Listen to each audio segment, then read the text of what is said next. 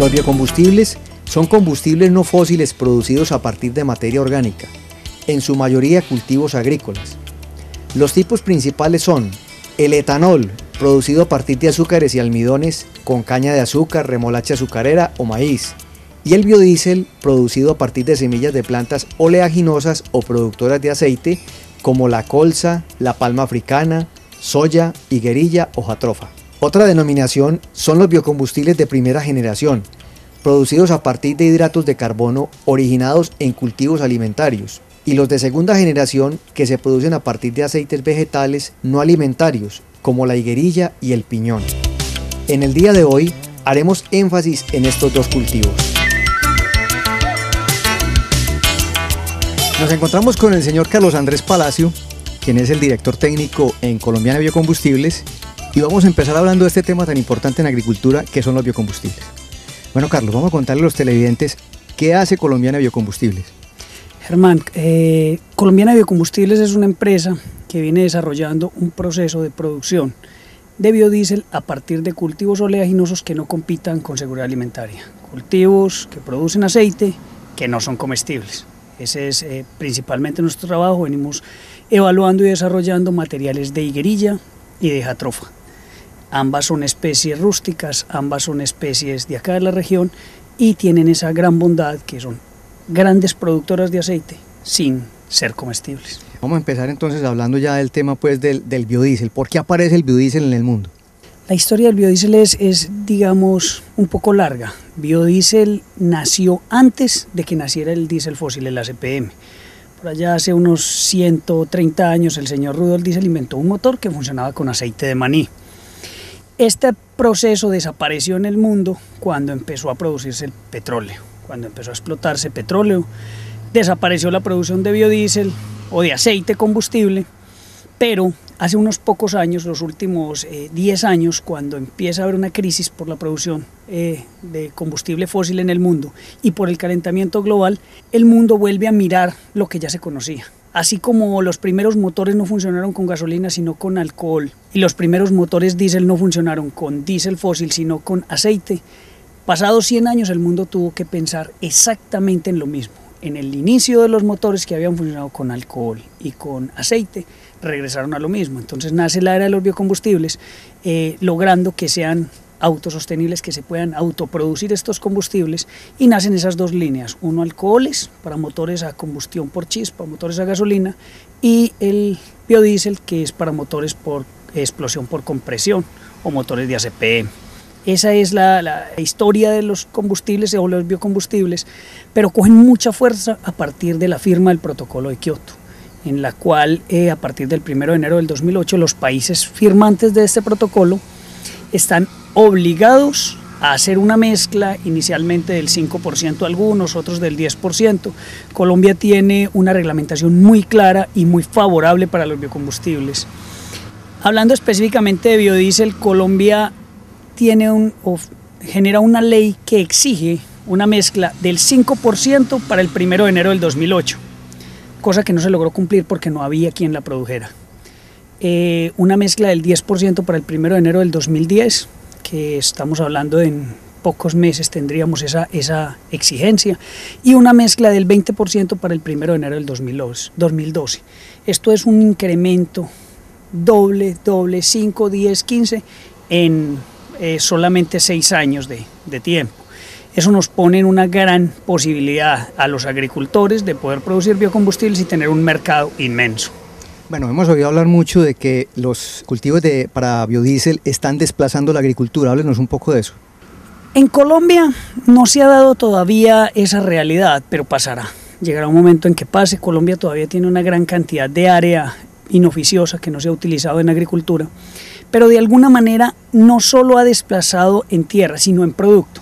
Cuando tú coges un aceite que es comestible, como pasa en el caso de girasol, de soya, de canola, de palma, y la utilizas para producir biodiesel, de alguna manera estás desplazando un producto que era comestible, que tenía un bajo precio porque la demanda era relativamente poca, a un producto que empieza a ser muy competitivo contra los vehículos, contra un gran parque automotor como el que existe en el mundo, y empieza a elevar los precios. Eso lo vivimos hace poco con la panela, cuando arrancó la mezcla de etanol. La panela y el azúcar disparó sus precios casi al doble. Cuando se empezó a hacer mezcla de aceite, de biodiesel, a partir de aceite de palma, también se vio inmediatamente un incremento en el aceite comestible. Y la razón es obvia. Un productor de palma dice, yo vendo aceite en Colombia para consumo humano, pero si tengo la oportunidad de hacer biodiesel y me pagan mejor el biodiesel, lo pongo a biodiesel. Y si no me pagan a ese mismo precio para consumo humano, entonces lo quemo en biodiesel. Entonces eso dispara los precios y realmente quien sale pagando el costo de transesterificación, el costo de ese consumo, es la canasta familiar. Ustedes están manejando un modelo de explotación familiar con Jatrofa y Higuerilla. ¿Qué tienen de eso? La empresa, desde que se constituye con una visión muy clara y es de pronto un poco futurista, y es, sabiendo esa primicia que es segura que los biocombustibles van a competir con seguridad alimentaria, lo primero que pensábamos era que tenía que ser productos no comestibles, que en ningún momento interfieran con la canasta familiar. Segundo, que sean productos agrícolas que puedan ser sembrados en suelos no de alta fertilidad, o sea, suelos no verdaderamente agrícolas, sino suelos más marginales, que sean menos exigentes en precipitación, como es la higuerilla y la jatrofa, que sobreviven con 600 milímetros de lluvia año, y en una unidad familiar, en un sistema de producción familiar, que no sea el modelo similar al de soya o palma, que se necesitan grandes extensiones y tienen que ser grandes terratenientes o dueños de tierra los que puedan producir biocombustibles. Esto es un cultivo que se puede producir en parcelas de media hectárea, 1 hectárea, 2 hectáreas, y una unidad familiar está cercana a las 4 hectáreas. Es un proceso en el que pueden entrar las personas de la casa, el cabeza de hogar, incluso las mujeres cabeza de hogar pueden participar en proyectos de este tipo, con producción de jatrofa y de higuerilla. Y en esa parte de la comercialización ya de la higuerilla y de la jatrofa, ¿cómo participa Colombiana Biocombustible?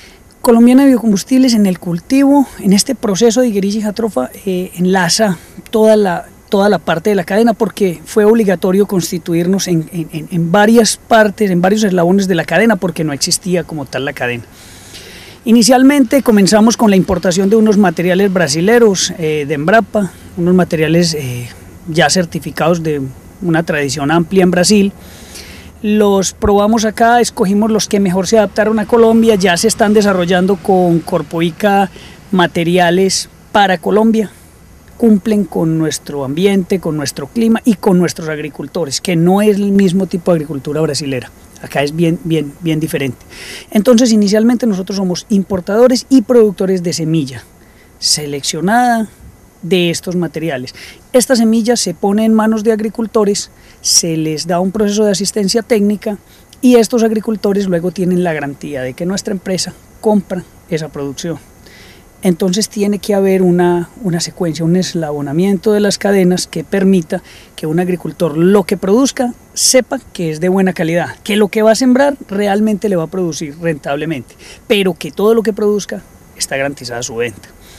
Ahí tiene que haber una lógica, una logística en el proceso, porque un agricultor no puede ir a sembrar en un lugar aislado, media hectárea, si le cuesta más el transporte que esa producción. Entonces, cuando se va a producir en algún lugar, nosotros le recomendamos a los agricultores que por lo menos haya un núcleo de producción que le permita a la empresa ir a recoger esa producción en esa zona.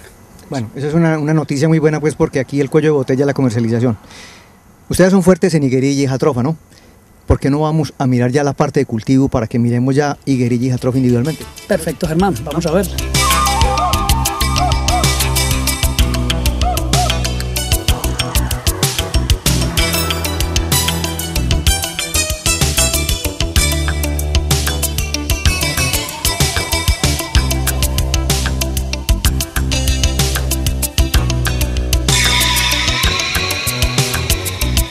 La higuerilla pertenece a la familia de las euforbiáceas y es originaria de regiones tropicales. En nuestro país se encuentra ampliamente distribuida desde el nivel del mar hasta los 2.700 metros. El principal producto de la higuerilla es el aceite, también llamado ricino o castor oil, usado desde tiempos ancestrales como combustible y medicina. La lista de productos obtenidos a partir del aceite de higuerilla es muy extensa. Son señalados más de 700 productos como pinturas, barnices, cosméticos, lubricantes, biodiesel, remedios, etc.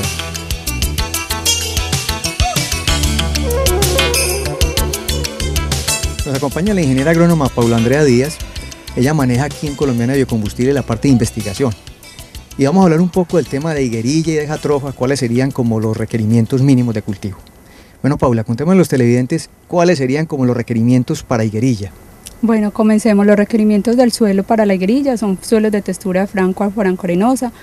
Se puede dar bien en climas de 20 a 30 grados centígrados, con una altura sobre el nivel del mar de 300 a 1500. Es una planta que se acostumbra a sembrar en una distancia más o menos de 2 por 2 o de 2,5 a 2,5 metros.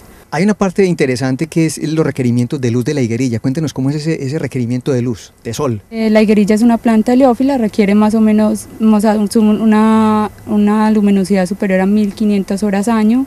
Vemos que aquí hay unos racimos muy grandes de higuerilla. Hablemos un poco de eso, del mejoramiento que ustedes han hecho de estas variedades, porque no es normal encontrar unos racimos tan grandes.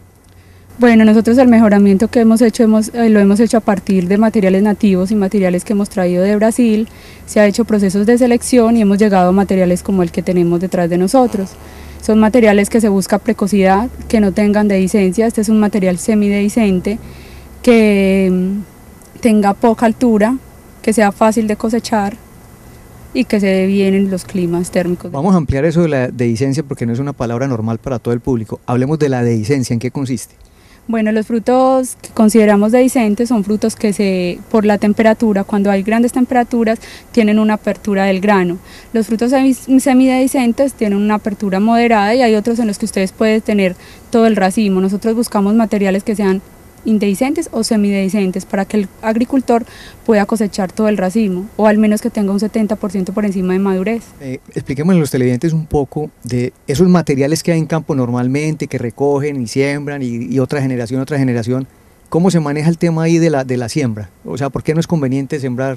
Bueno, el problema de usted empezar a sembrar los materiales que usted va teniendo generación tras generación en su cosecha es que por la polinización que tiene la higuerilla, que es anemófila, tú empiezas a tener cruzamientos entre variedades mejoradas y materiales nativos, por lo cual entonces tú ya no garantizas quiénes son sus padres, sino que empieza a haber un cruzamiento y ahí es donde se pueden empezar a presentar características no deseadas.